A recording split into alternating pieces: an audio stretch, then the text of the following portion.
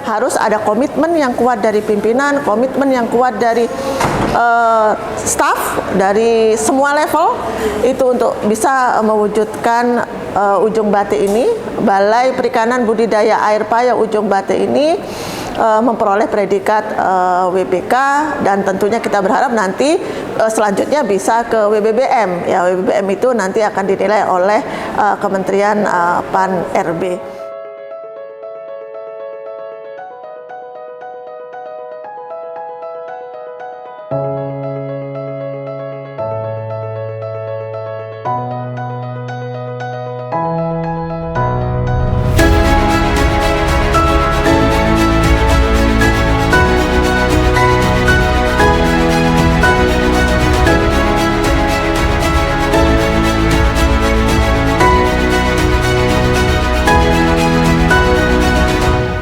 Saya bersama Pak Wahyudi, Inspektur 3, Inspektorat Jenderal Perikanan Budidaya, Inspektorat Jenderal Kementerian Kelautan dan Perikanan, hadir di Balai Budidaya Air Payau Ujung Batik dalam rangka pencanangan pembangunan zona integritas menuju wilayah bebas dari korupsi dan wilayah bersih, birokrasi bersih melayani.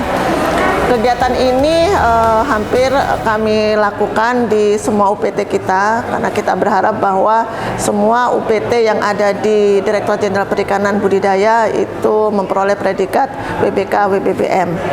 Untuk tahun ini memang pencanangan di Ujung Batik kita laksanakan sesegera mungkin, karena dari 15 UPT yang ada di Direktorat Jenderal Perikanan Budidaya, 9 sudah memperoleh predikat WBK, dan tinggal 6 lagi yang belum memperoleh predikat WBK.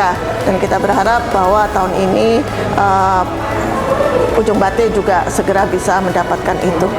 Saya sebagai pimpinan di BPB Ujung Batik menyampaikan dan menyatakan akan selalu berkomitmen dalam pembangunan pencanangan zona integritas menuju WBK WBBM. Ini perlu kita bekerja bersama dari unsur pimpinan, kemudian pelaksana, dari unsur pelayanan, kemudian dari unsur teknis. Dan juga pada hari ini kita telah mencanangkan dan sudah kita berkomitmen, maka ke depan kita harus penuhi, kita harus lengkapi dokumen-dokumen apa saja yang sekiranya wajib dilengkapi.